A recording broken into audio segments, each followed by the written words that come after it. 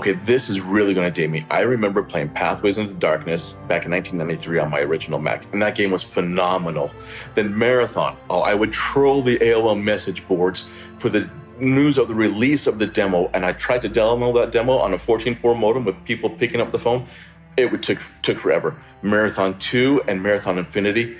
The best title music in Marathon 2 and Marathon Infinity, I would take pictures of my Star Wars figures and put them into the game using Forge and Anvil.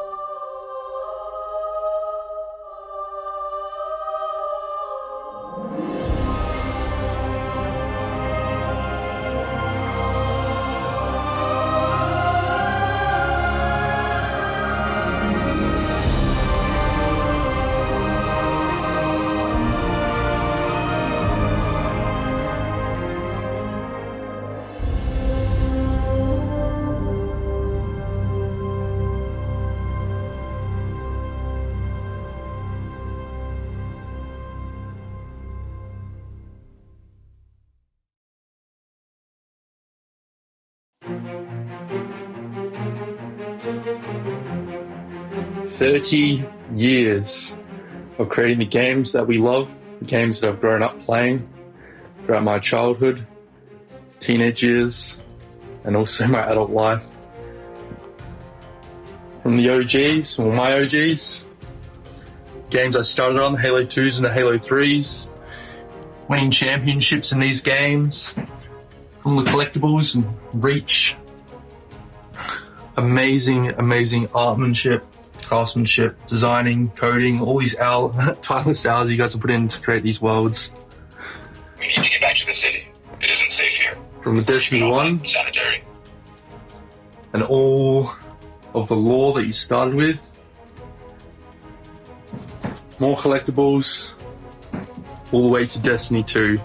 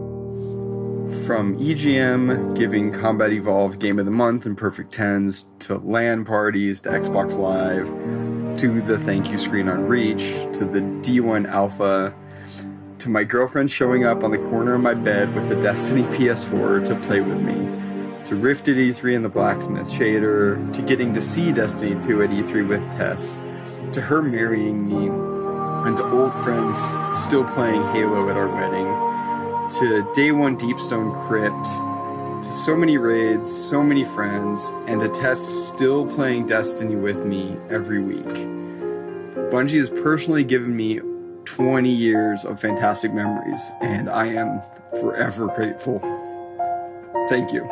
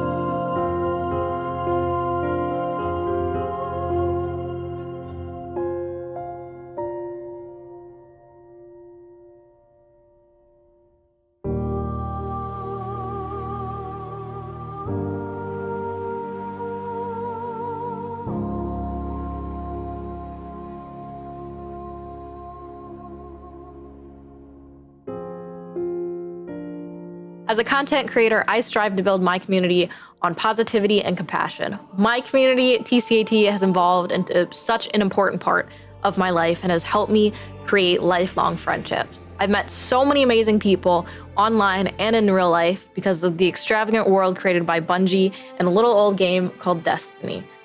Some of my favorite memories include traveling to Bungie to reveal the Taken King, going to GCX and meeting so many amazing people, and raising money for St. Jude. I will cherish all of these memories, and I cannot wait to make more.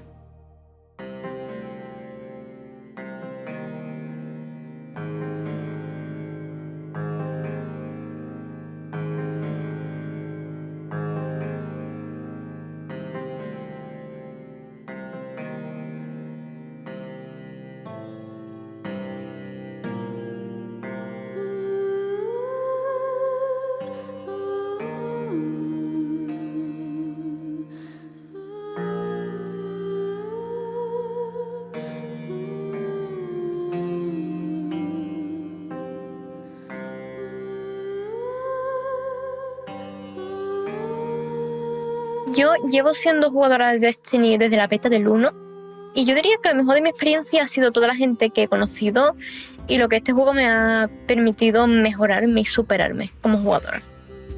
Lo más gratificante para mí han sido las experiencias en raids de día 1, la competitividad que estos generan y los retos en solitario que esta magnífica entrega te permite realizar. Así que vamos a por otros 30 años, Bungie.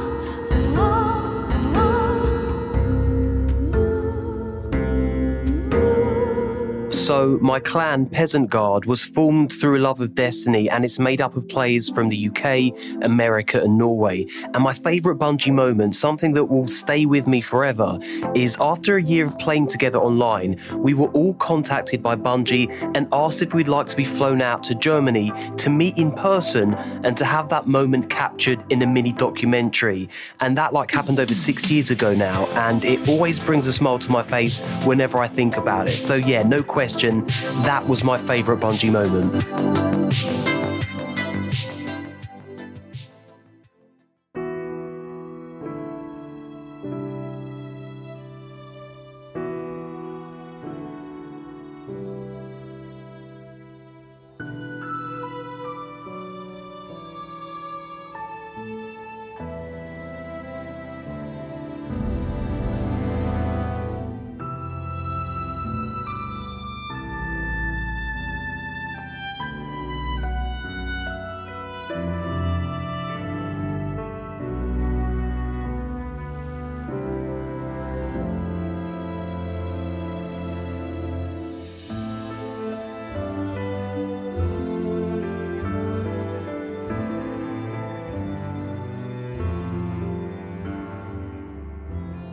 I am a former drug addict, and playing Destiny 1 kicked my drug addiction.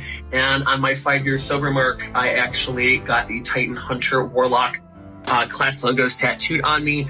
And I also want to thank you guys for consistently putting out great games that help build a community. I have a lot of my friends worldwide, both here in the US, UK, Australia, and Europe, from playing Destiny and Destiny 1. So happy birthday, Bungie, and those are two of my main Bungie memories.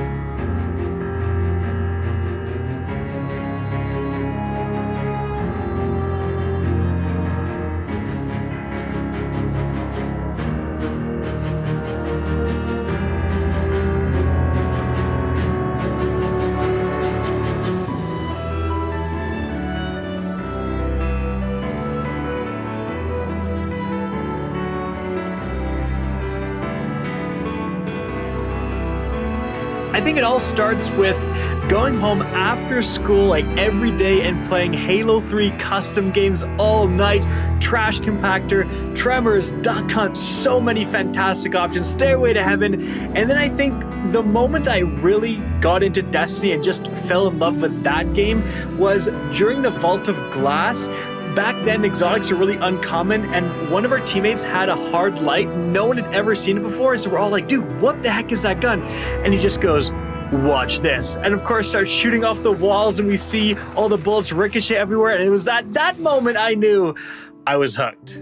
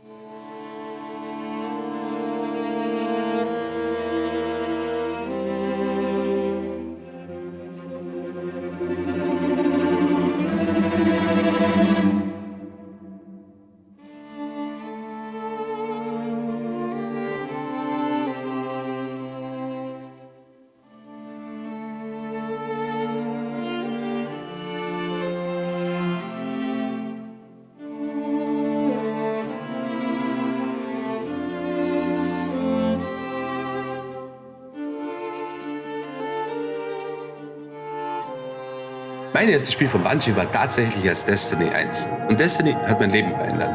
Ich wurde durch Destiny zu einem Content Creator, der auf YouTube Videos hochlädt und auf Twitch streamt. Ich wurde auf verschiedene Messen und auf verschiedene Events eingeladen, wo ich einiges erlebt habe. Ich habe sogar Justin Truman, den heutigen Game Director, kennengelernt und mich mit ihm über Destiny unterhalten. Das ist eine ganz, ganz große Ehre. Außerdem habe ich sehr viele Bekanntschaften, sehr viele Freunde über das Spiel kennengelernt, wo ich heute sagen würde, das sind teilweise meine besten Freunde. Ja, Destiny ist geil.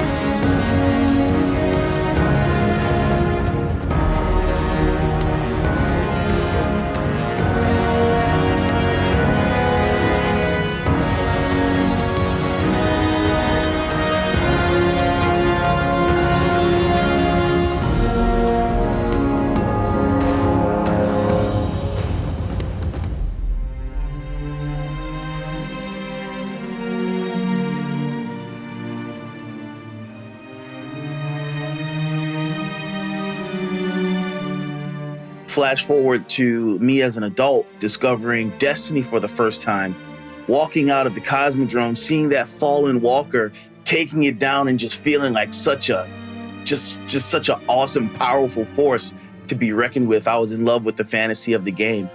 And that was before I knew anything of the Destiny community, which really has captured my heart. Thank you so much, Bungie, for creating this world, this community of gamers where I've found real friends, clanmates, been able to talk to people and interact with people who have inspired me throughout the years to launch my own community.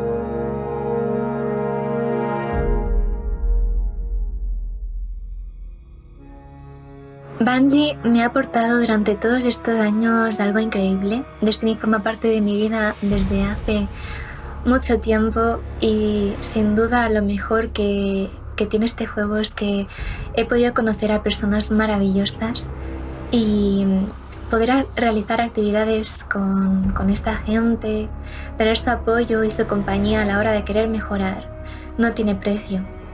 Espero poder seguir durante muchos años más en este mundo y poder esperar con mucha ilusión y mucho hype todo lo que está por venir.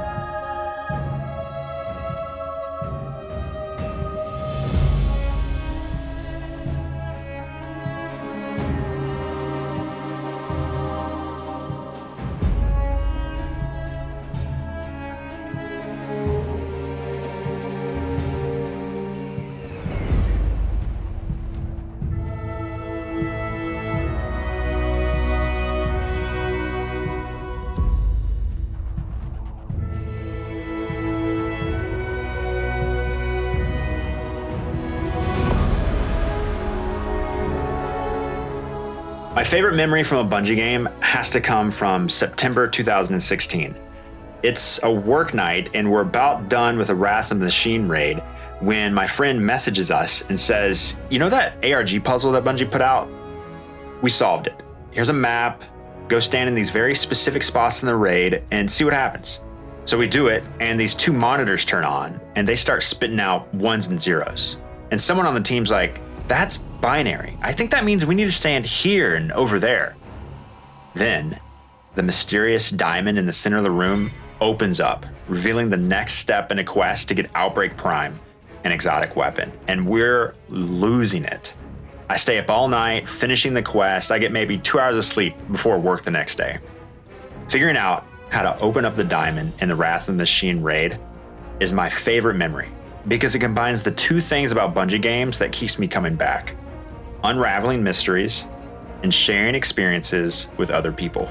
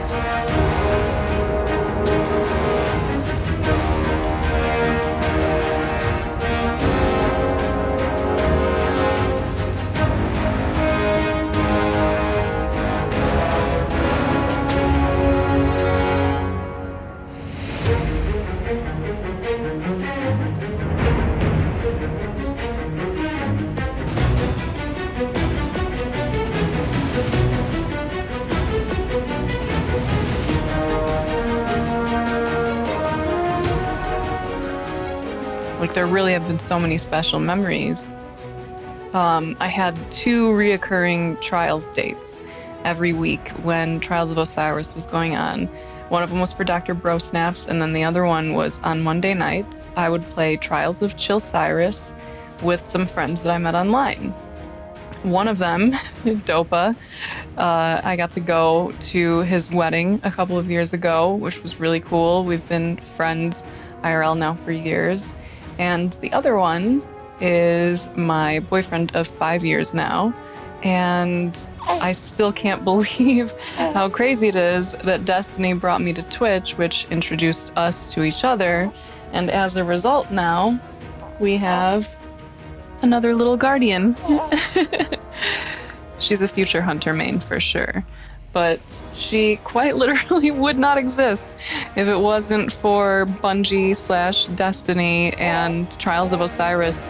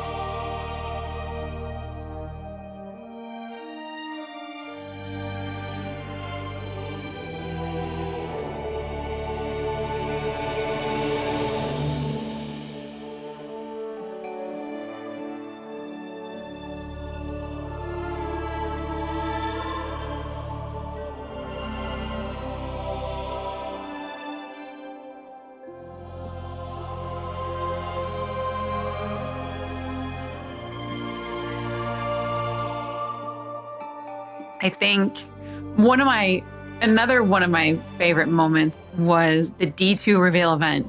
And I don't think there will ever be an event that will match that. And I could be wrong, but the room was shaking. Everyone was so excited. Everyone was screaming. You didn't have to tell them to get excited because you could feel the energy in the room. Everyone was hyped. There was like this vibration in the room of how excited everyone was. And it was I remember just holding Watts' hands while the trailer was going on, and Zavala just came down, bubbled up, and I'm pretty sure we cried together. We cried while holding hands, watching the cinematic trailer for the D2 event. So I remember that being such a huge, huge moment. And I just knew that I was a part of something that was way, way, way bigger than I thought.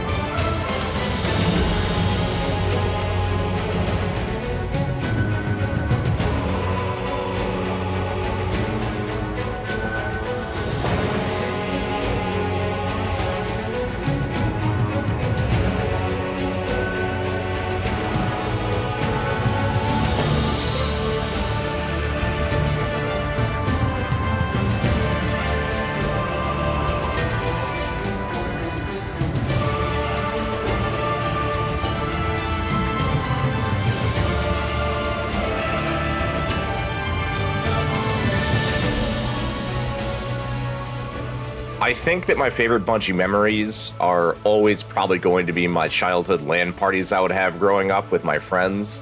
And then even into college with like Halo Reach when it launched, I remember running down to like the college store and getting my copy there. But as an adult, I don't think I could ever replace the memories I have about the day one raiding I've done with my friends. Just being faced with a colossal challenge and defeating it with some of your best friends, there's just nothing quite like it.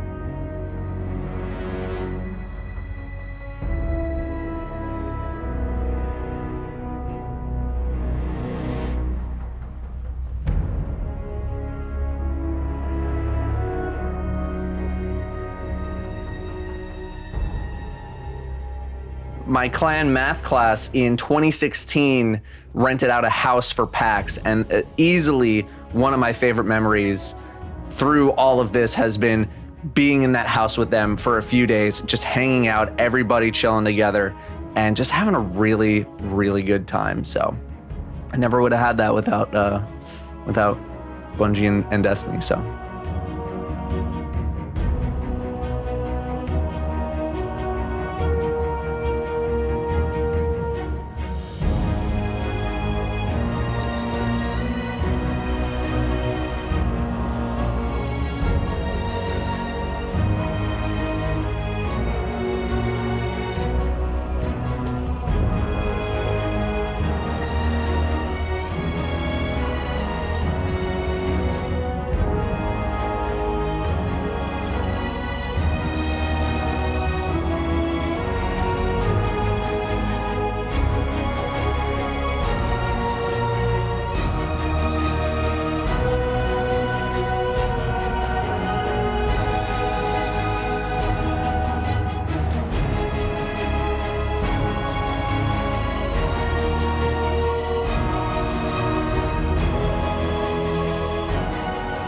man, some memories, man. The memories that really, truly brought me back was Destiny 1. And we played Baldur's Glass week 2. We didn't play it on the week of release, we played it on week 2.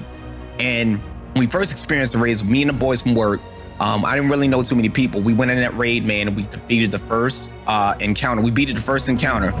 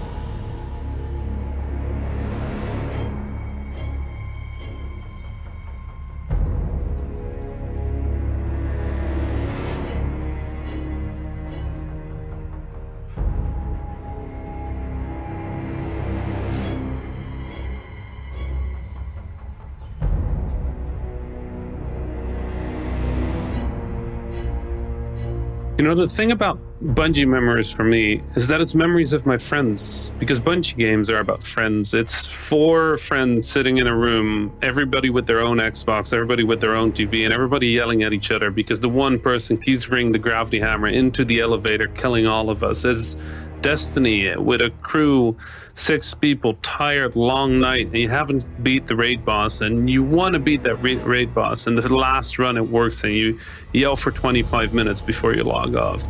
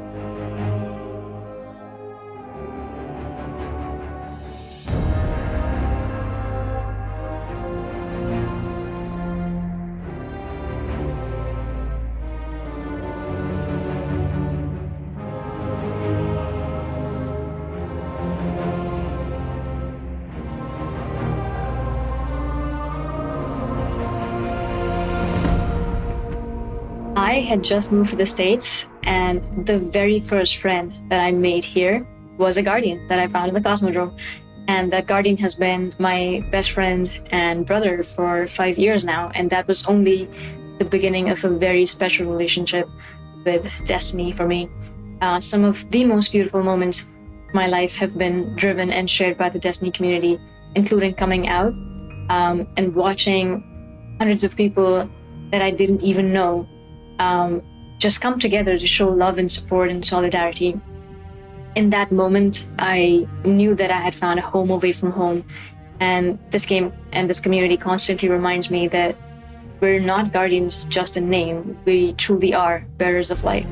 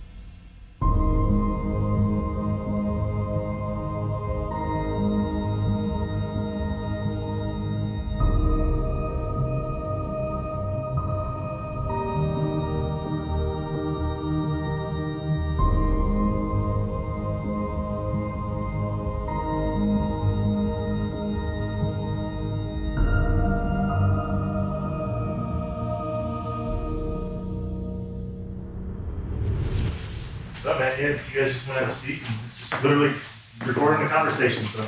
All right. What could go wrong? So I was 11 when you started the company, but you're not that much older. Like you weren't that much older. Like what is the take me all the way back I to guess the that's true. Take me all the way back to the moment where you're like, I want to do this. Yeah. There's a funny thing for like a lot of my life. When people would ask me, how did this start? I'd be like, I don't know. It was kind of weird. I just started making games, and it seemed like it was fun, and I kept doing it. And when I really started thinking back to my childhood, I've been obsessed with how rules can change human behavior, and how you can all agree to play a card game by a certain set of rules. And the adults that I was observing, as a kid they could play cards all night and laugh and interact in whatever way that they did. And yet you could take a different set of rules, for example, a set of rules that a 5-year-old made with the best of intentions, and the adults would nod and laugh, but they would only play that game for 3 minutes. And that has always fascinated me. And I realized looking back on it that I've been doing that my whole life, and it irritated my friends, and they didn't want to play. I mean, because we start as a game designer and you suck. You're terrible. Your games are horrible. I mean, they're not even games. They're just, it's almost, you're just a little tyrant trying to get people to do things. And I remember I probably spent weeks building this really complex pen and paper adventure game on index cards, and I'd drawn pictures of monsters and everything like this.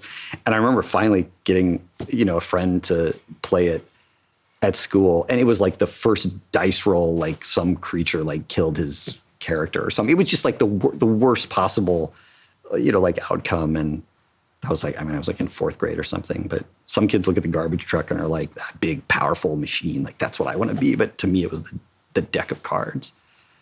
Like, I want to know how to control that. Like power to build an experience that when people come into it, they leave with a smile on their face or more connected to the people around them. Yeah, I've been doing that forever. It's kind of crazy. Way before computers. And then of course, right, I saw games on computers and I was like, wow.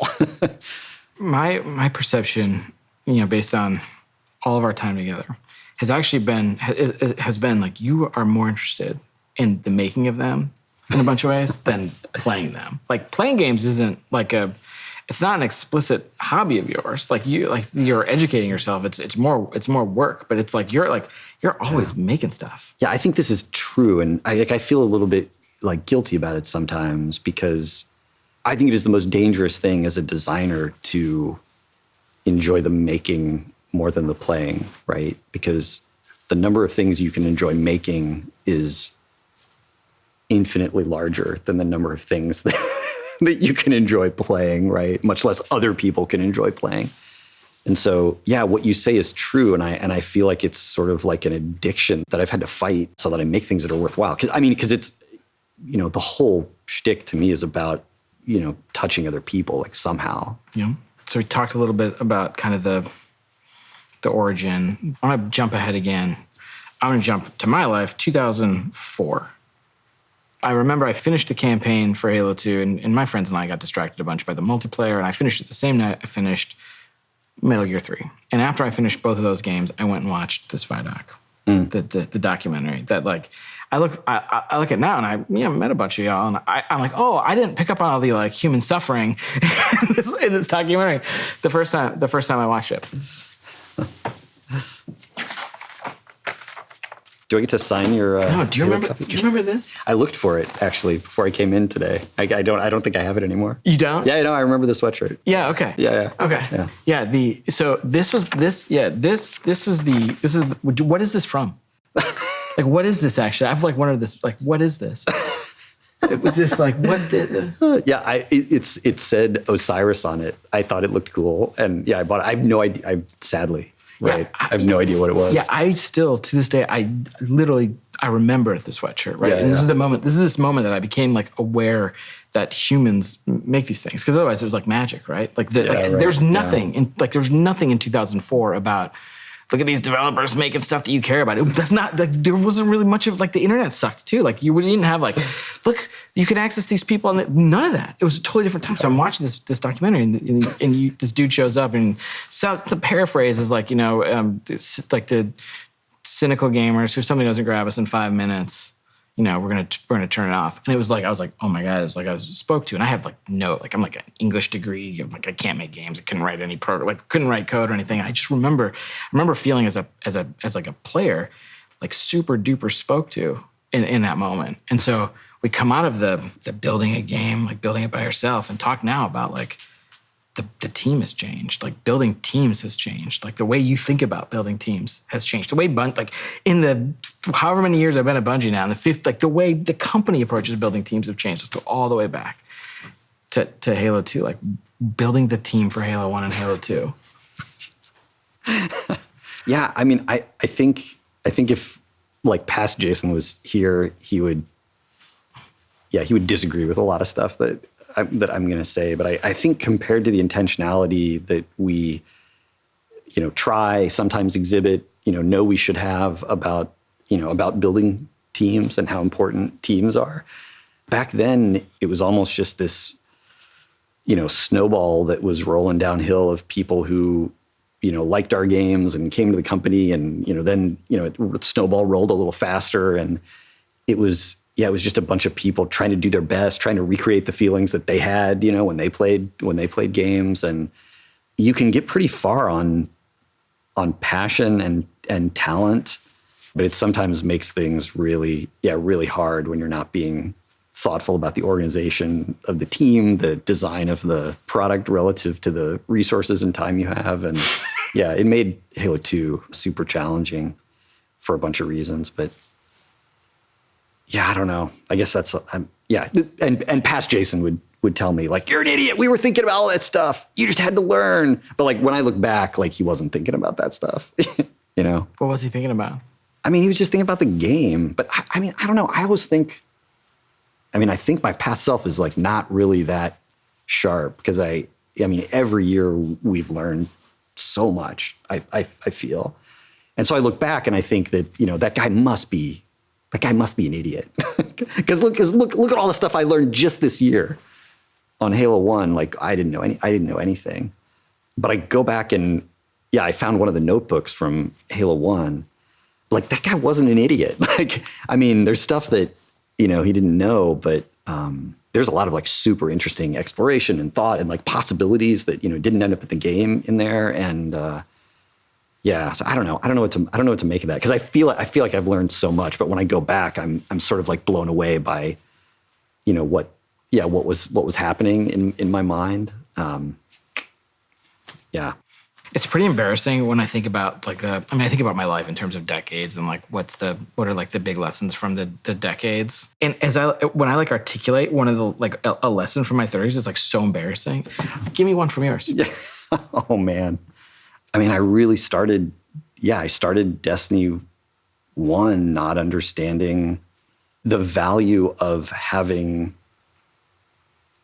at least somebody on the team who cares more than anybody else about, what the team is missing, what the team isn't admitting, who on the team isn't talking to each other, where on the team are our dreams incompatible with the calendar, or our dreams incompatible with our ability, or our dreams incompatible with the hardware that we need to run on. And I saw production as, a calendar and a schedule. And it's true that a schedule is a thing that you use to sort of test people's understanding of reality in the sense of, can the things we want to do fit in the time that we think we have, and how are we tracking against that? But I saw it as like an end in itself. And of course it irritated me and I, didn't pay attention to it. But God, like embracing all that stuff is a thing that will be, front and center in anything that I do, anything I do in the future. I think it's making sure everyone on the team has an objective understanding of reality and doing anything you can to fix it when that isn't true. I didn't understand that when I started Destiny 1. Destiny 1 made me understand that.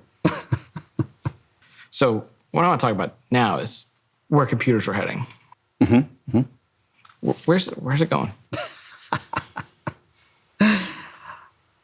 AR is going to be the thing that displaces mobile. Like I'm so sure of that. I'm so sure we're all going to be wearing glasses, and all the TVs are going to go in a landfill. All those companies are going to go out of business. All the cracks in our ceiling are going to get fixed in our glasses. Like so many people are going to end up with virtual pets and windows out to the Taj Mahal or the Eiffel Tower. And maybe it'll be 20 years.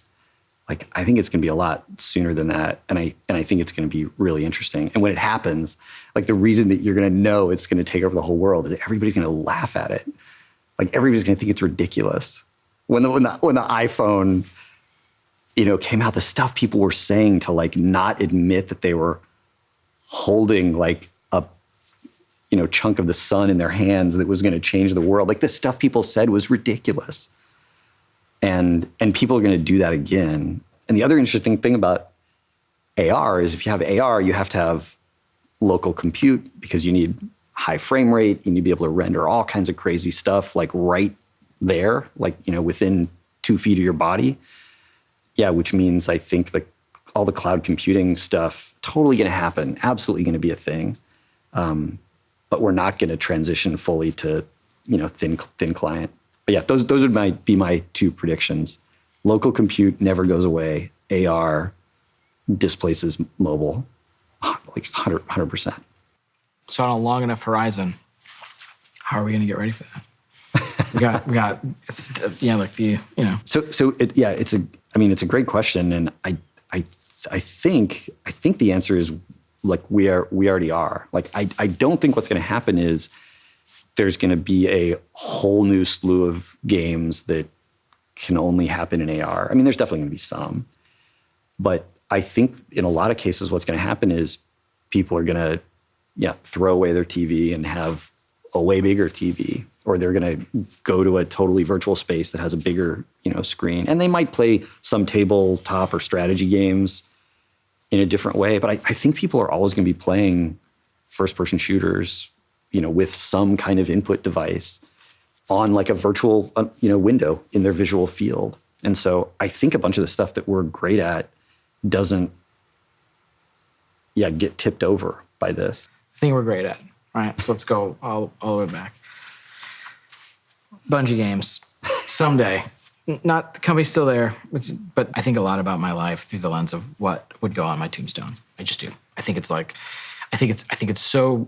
completely busted. I don't think it's like a thing a normal, like reasonably sane human being would do.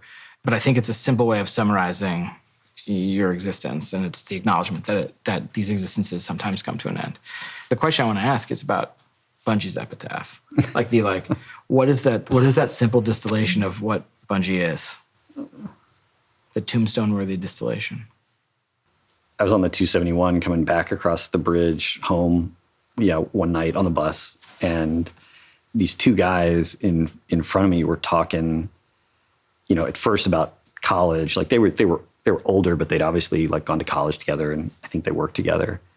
And at some point they started talking about Halo, and I think it was Halo 2 for them. And they weren't really talking about how much Halo meant to them. They were talking about, and they weren't really talking about how much they meant to each other, but that's what they were doing, is they were sharing those stories of, where they were and what they were doing and how they were feeling. And, that moment, that's like still keeping me going. I mean, that might fuel me for the rest of my life. And it's not the only time that's happened, but you get a few of those, and, that's all I want. It's just people sharing memories in an experience that, wouldn't have existed without, you bleeding buckets of blood into the, whatever code or design or something like that. That's what,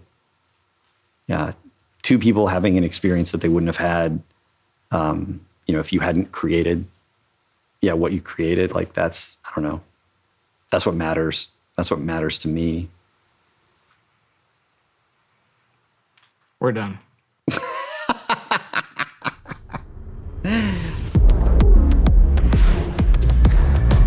We're just going right into like the trailer, huh? Вот для чего я вас позвала. Beyond light! Стазис просто орудие. It's an ice tornado, dude. That was the sickest thing I've ever seen. I'm in space! It's freaking Aldrin! Склонись. Нет. What the heck? What's up, baby falling? They're so cute! Go. Quick move! Вместе мы победим!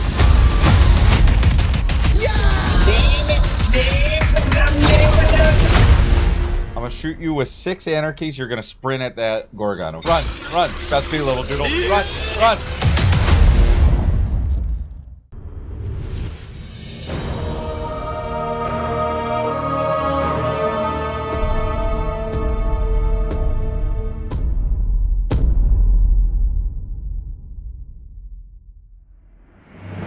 Welcome, Guardians. This year, we're celebrating our journey with you, whether you joined us 30 years ago or if it just started today. This game is in our blood. The Destiny team is full of Destiny fans. Folks who came here because Destiny was their favorite hobby. Folks who log out from work in the evening and log in to play with their clan. The team we have today is committed to relentlessly upgrading this game that we all love.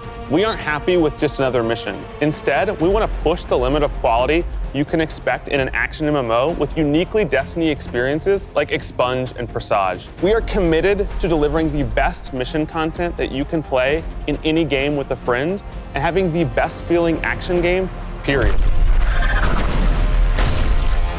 And this shows through in the passion that we see for Destiny 2.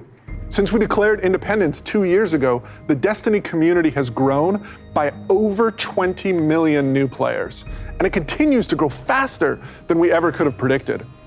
We're grateful to be a part of this amazing growing community that you all have created. You represent Destiny. You help make it better every year, and you are so welcoming and supportive of every new Guardian that sets foot in the tower. And only a handful of us are going to be up here today. Most of them are in their homes, at their desks, working hard to bring the next part of Destiny to life. It's a huge honor representing such an incredible team and introducing the next chapter of Destiny 2. So, without further ado, this is the Witch Queen.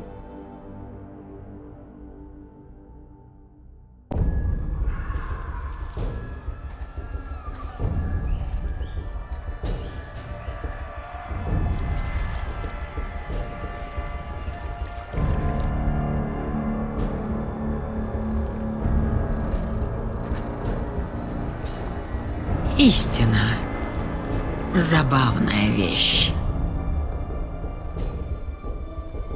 Существует ли она на самом деле или лишь в наших умах?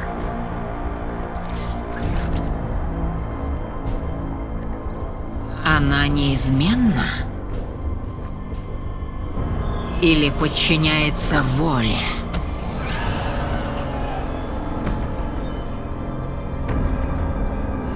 Кто решает, что истинно, а что нет? Во вселенной света и тьмы нет ничего сильнее. Скажите, искорки, в чем ваша истина теперь?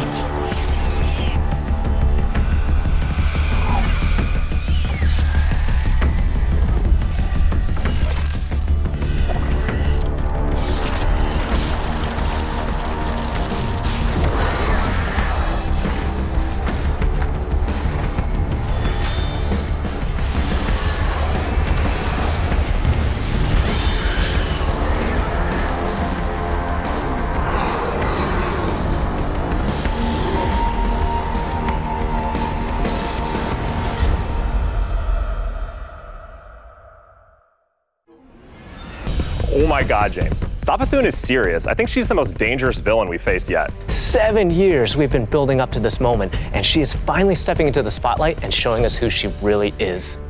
What we know about light and darkness is proving to be way more complex than what we previously thought. There are so many lies, truths, and revelations that we're going to get to in The Witch Queen and the year leading up to it. I mean, we're paying off these narrative threads that go all the way back to Destiny's origins, and we're supporting it with the best content that Destiny has to offer. Definitely, and we've got a lot of awesome content to show today. And let's start with the most mysterious destination yet. Savathun's throne world. This is an uncharted wonderland of secrets and lies. It's this place that she's created in her own image, this surreal and majestic light-blessed world. She has this castle that she rules from. It overlooks this dark, swampy underbelly with this lone pyramid ship out there. It's the future world she wanted to create, built atop the darkness that she left behind. And throne worlds, they're a deep part of Destiny lore. Powerful entities create these pocket universes, and when we're there, we have to play by their rules. But now, our own light powers are being used against us. I mean, she has this whole army of Hive that she's ascended to the light and brought along with her. These are the Hive Guardians, and they are the backbone of her new army. We've talked a lot. Let's show a little. Let's take the first ever look at the Witch Queen gameplay. Саватун, королева ведьм, богиня коварства и обмана. После смерти своего брата Орикса Саватун затаилась. Разумеется, не из страха. У нее был план.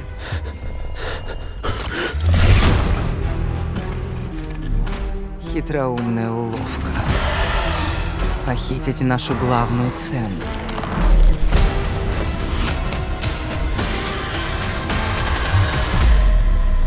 Ту, что казалось недосягаемой для нее. Наш свет.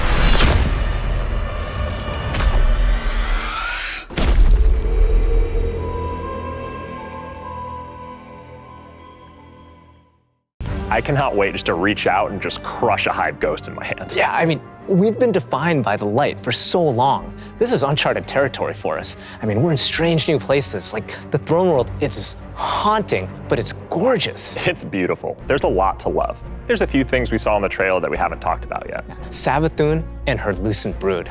This is the biggest threat Guardians have faced yet, so we need to find new weapons to match their power. The Glaive. I love this thing. It's brutal and elegant. It's this new energy weapon with melee abilities, mid-range projectiles, and defensive capabilities. It's our first ever first-person melee weapon, and it is such an awesome tool for the battlefield. The Glaive feels so good.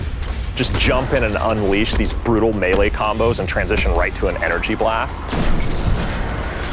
It's really powerful and has a lot of utility. So, we've told you about what the Glaive can do. Now let's talk about how you're gonna get your hands on one. These weapons don't come out of chests at the end of missions, and you're not gonna find one roaming around the throne world. Your first Glaive is not going to be found. It's going to be built. Yes, weapon crafting is coming to Destiny 2. Now, chasing weapons has been an integral part of the Destiny Pursuit game since the beginning. And over the years, we've added more deterministic paths to get the rolls that you want on guns. Think things like Umbral engrams and the raid chest. Weapon crafting unlocks the freedom to choose all that and more. It gives us ultimate control over the guns. Now, this is a combat-focused crafting and progression system. That means the more you use these weapons, the more objectives you complete with them, the more you'll level them up, and the more powerful they grow over time. And at launch, here's the awesome thing. You'll be able to craft all Throne World weapons, new raid weapons, and the seasonal weapons. There's just a ton of stuff to do in this system. And the Witch Queen is just the beginning of weapon crafting. We have plans to add more craftable weapons, both legacy and new, throughout the year. We've seen and we've talked about a lot of really cool features, but let's get right into the meat of it. Let's talk about the Witch Queen campaign. I love campaigns.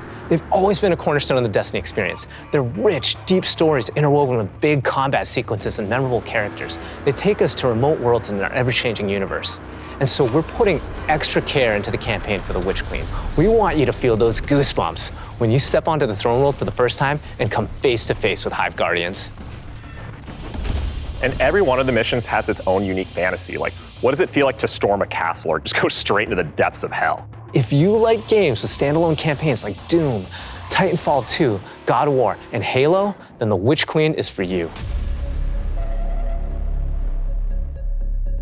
So, in addition to our classic normal mode, Legendary is our tougher, aspirational version of the campaign, where the enemies hit harder and respawning is heavily restricted. So every battle is a gut punch, every boss is a worthy adversary. It's gonna hurt. You might tap out, but if you persist and you get to the end, your time will be well rewarded. Whether you want to play solo or with a fire team, the difficulty will scale based on how many people you bring. Before we go, one last trip down memory lane.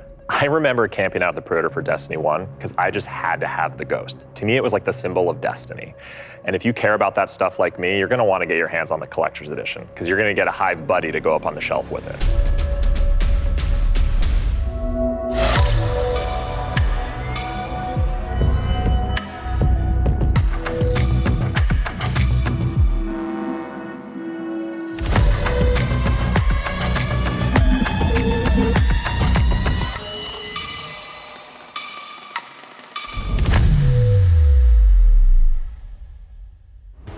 Wow, that was so cool. Oh, I'm man. so excited for this one. And that's not even everything that's in there too. I know. Those are the hero items, and they're, I think, one of the best ones that we've ever done. Collector's editions have always been like this really perfect jumping point to enter the worlds that we build, and actually lifting like in-world objects and putting them in players' hands is just, it's just a good feeling. We don't just put random items. Everything in there means something, and it helps push the narrative. And there might be some puzzles to unlock in there as well.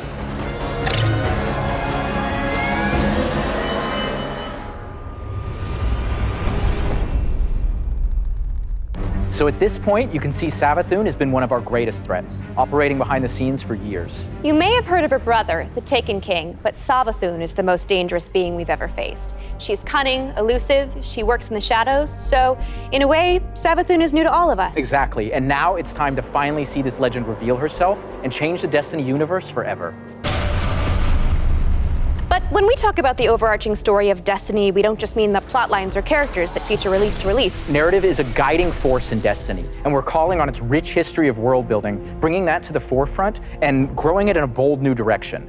So when you join the game today, you'll experience an immediate call to action alongside millions of your fellow Guardians. During this past year, we watched the results of your actions play out across Destiny's seasonal releases. You've redeemed old foes, brought former enemies to the bargaining table, learned that there's always more than one side to every story, and built alliances no one ever thought possible. And on the largest scale, you'll experience a vast, living, interconnected world of stories that's striving to a greater end.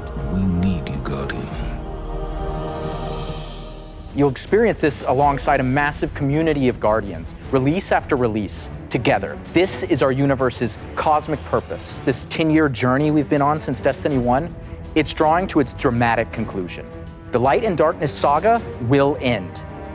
But make no mistake, Destiny 2 will not. We're building not so much to an ending, but more to this transformative moment for Destiny 2's future.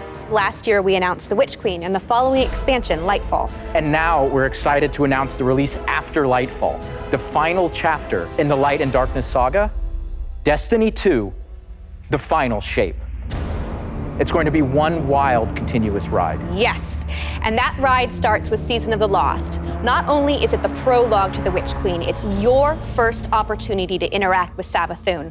But rather than spoil it for you, why don't we take a look? Башни и город грез должны быть заодно, иначе мы не выстоим в бурю. Мы окружены. Со всех уголков системы на нас нацелены копья.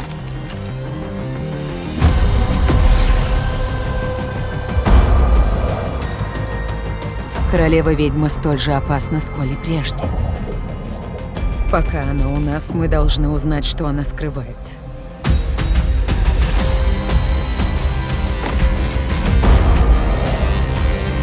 Озари путь сквозь высшие измерения своим светом и помоги им вернуться ко мне.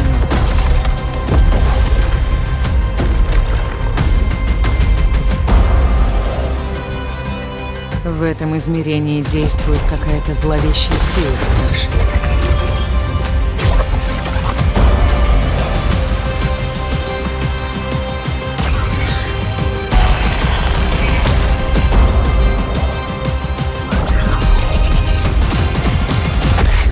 Нужны твои боевые таланты.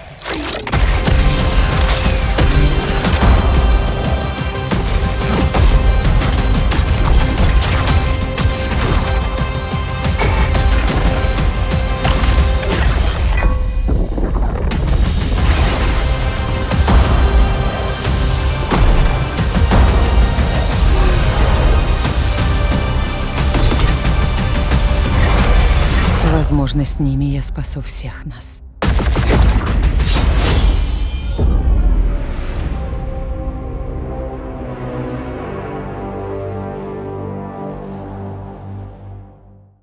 Seasons have gone through massive transformations since Shadowkeep. We're dedicated to creating an evolving, interconnected world that puts your Guardian at the center of the action. We're reaching the end of one journey and the beginning of another. The days of Destiny's biggest story moments happening in lore pages is long gone. I mean, Mara's return has been hinted at forever, and now it's happening in a season. One of the changes I'm most excited about are the updates to the light subclasses every season in Year 5 of Destiny 2. We're adding aspects and fragments similar to Stasis. We'll be starting with the Void subclass update that goes live alongside the Witch Queen. But the Witch Queen is only the beginning of what's to come, and Season of the Lost is the prologue to that story. It starts off with Marasov's return to the Dreaming City, and with her return, all the awoken technology comes alive. But the Hive God of War, Xivu Arath, has reemerged and has Guardians and Mara in her sights. Guardians must forge a path through the Ascendant Plane to save Mara's lost coven of witches before Xivu Arath can reach them. And to aid you in this task, you'll have the Wayfinder's Compass. The time is at hand. The beacons shine bright and the ley lines are set in place. It's an ancient awoken artifact that gives the wielder the power to uncover pathways, secrets, and treasures within the Ascendant Plane.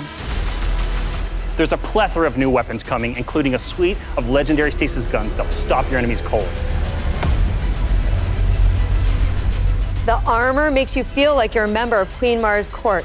And no season is complete without new exotics, and Season of Lost features one once intended for Uldren.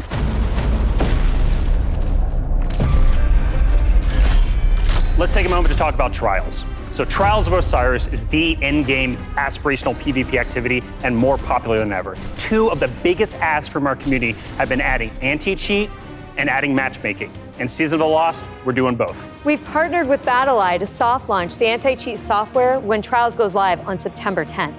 Also, you'll be able to matchmake with groups of players to form fire teams or solo queue by yourself.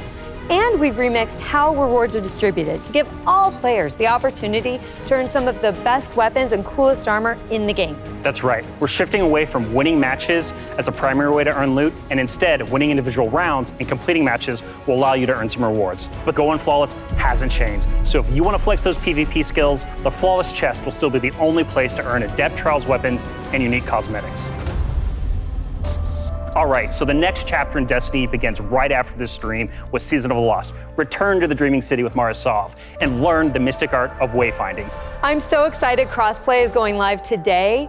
And today is your first opportunity to jump into Destiny with friends on any platform from all over the world, playing together.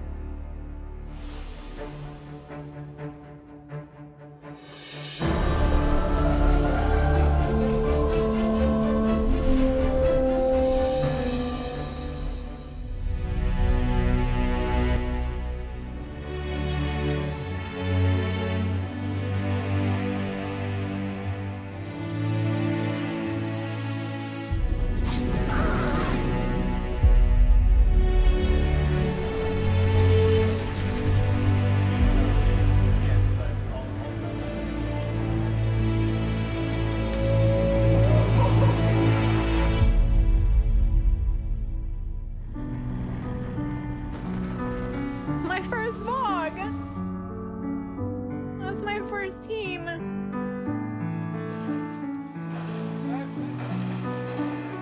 Don't jump. I got him out. I got him out.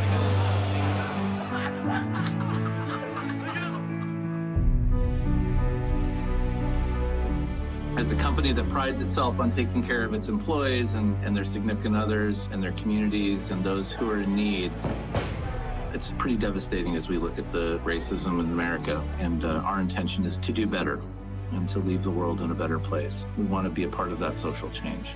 Fuck racism. We don't just stop with the games that we make, but we really utilize the successes that we've seen to be able to give back in an even greater capacity that spans beyond just the gaming industry. Bungie Foundation, thank you. Pressing button. We're live! Destiny servers are live. This adventure has begun. It's awesome to have you here.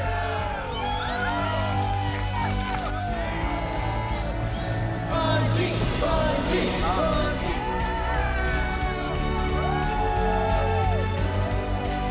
This game is going to single-handedly destroy my social life, and I can't wait.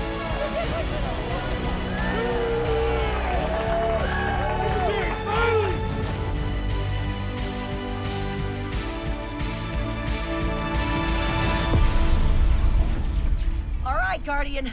Time to kick him where it hurts.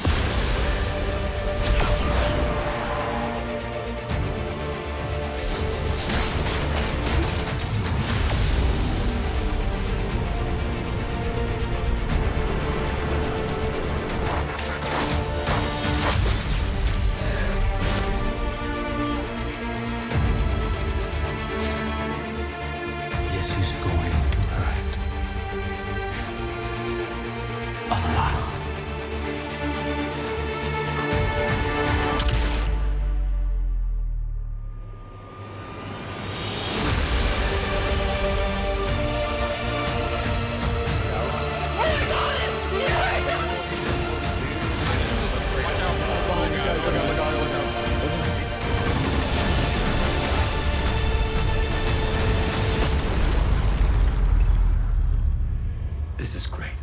Anyone want a hug? Hugs? No? No hugs.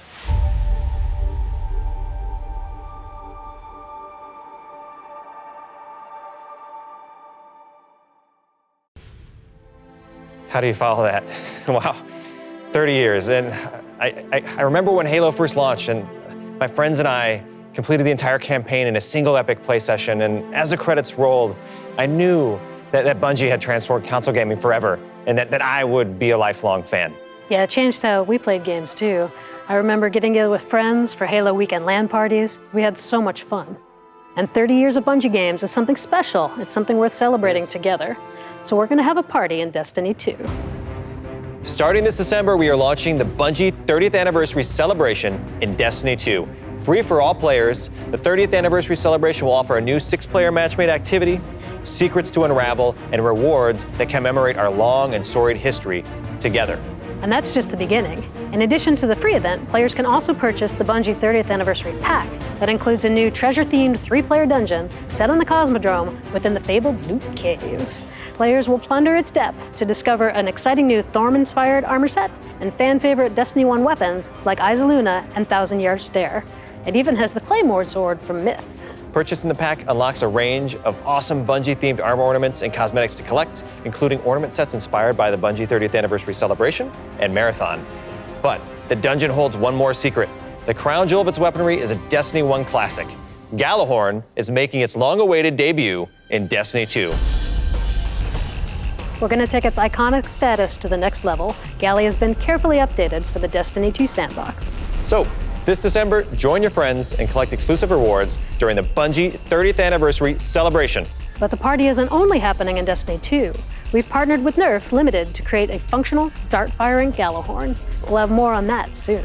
And that's not all. Here's a look at some of the incredible loot we've made over the years and a sneak peek of what's coming up.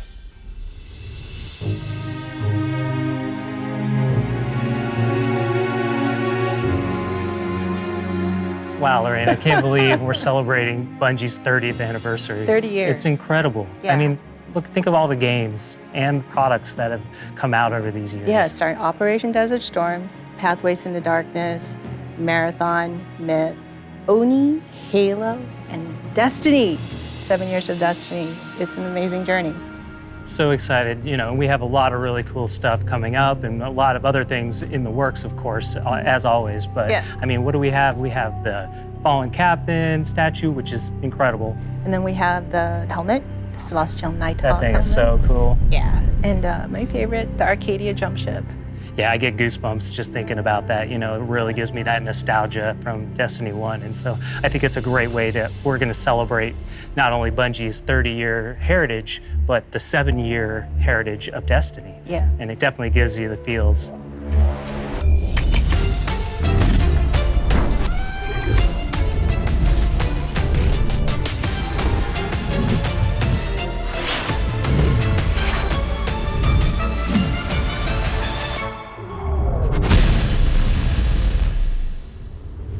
Thank you for being on this journey with us, whether it started this year or 30 years ago. We've just started talking about the Witch Queen today. You've got our first peek at weapon crafting, our definitively Destiny campaign, the glaive, and a year full of updates to all our light-based subclasses. All of this and more is coming alongside Savathun's long-awaited arrival front and center to the Destiny universe. The Witch Queen marks an acceleration in our story heading towards the conclusion of the Light and Dark saga, and we're so excited for everyone to join us on this epic adventure in the Witch Queen, Lightfall, the final shape, and beyond.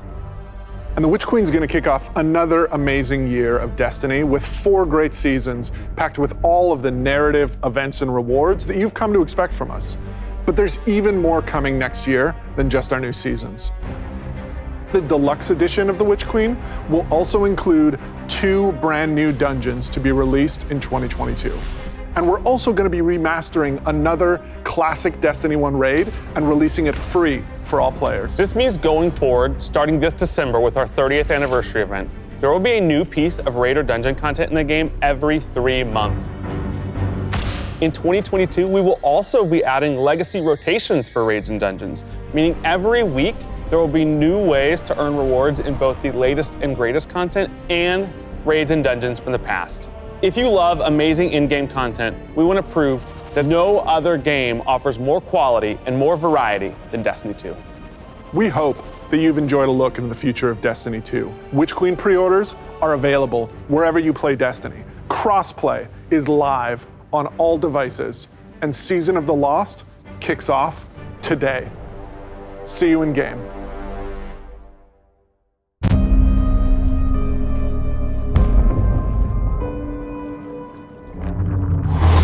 Истина – забавная вещь. Кто решает, что истинно, а что нет? Скажите, искорки, в чем ваша истина теперь? Королева-ведьма столь же опасна, сколь и прежде.